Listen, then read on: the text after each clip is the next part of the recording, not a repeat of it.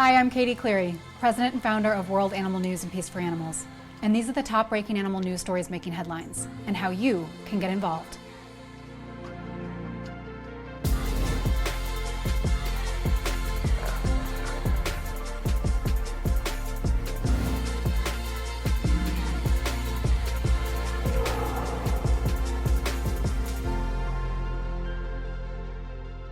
It is with deepest sorrow that one shares the news of the tragic death of Rory Young, the founder and CEO of Chengeto Wildlife.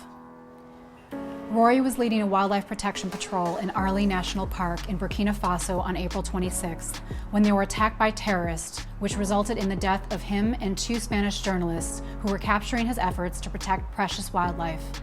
May God bless the incredible wildlife conservationist and legend Rory Young and the two Spanish journalists that lost their lives trying to protect Africa's most endangered wildlife. May justice be served to those responsible for their tragic deaths. It's with heavy hearts that one also shares the tragic passing of Dr. Elliot Katz, founder of the animal welfare organization In Defense of Animals. Dr. Katz was a trailblazer and monumental force at the forefront of the animal rights movement.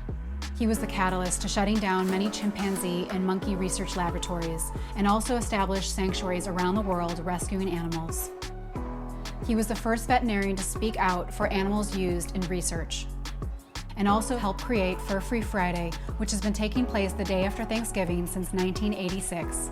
Help commemorate Dr. Katz's life by eating and wearing vegan and only using products that have not been tested on animals.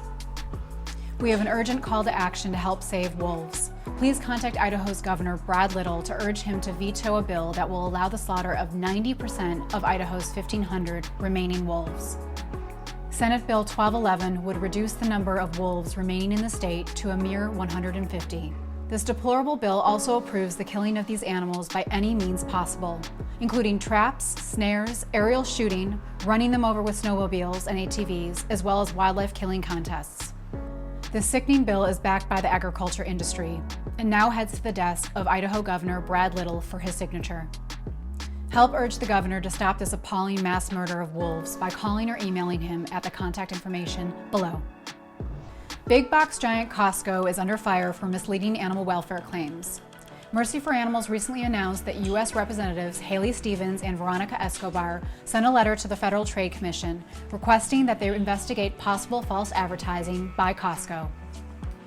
An investigation by Mercy for Animals revealed disturbing footage of chickens being abused at a Nebraska farm that supplies Lincoln Premium Poultry, the company that Costco set up and controls to supply itself with many of the 100 million rotisserie chickens it sells each year. Please visit worldanimalnews.com to sign the petition urging Costco to put an end to this horrific animal cruelty. In marine conservation news, a bill to ban the trade of shark fins in the United States is reintroduced in Congress. According to Oceana, the global shark fin trade is a major drive of overfishing and the decline of shark populations around the world, with fins from as many as 73 million sharks ending up in the market each year. To find out more information on how you can help end the shark fin trade, please visit our website. Talk about instant karma, an alleged poacher is trampled to death by elephants in Kruger National Park. South African National Park rangers, supported by Air Wing and canine units, recently apprehended one alleged poacher and recovered poaching equipment.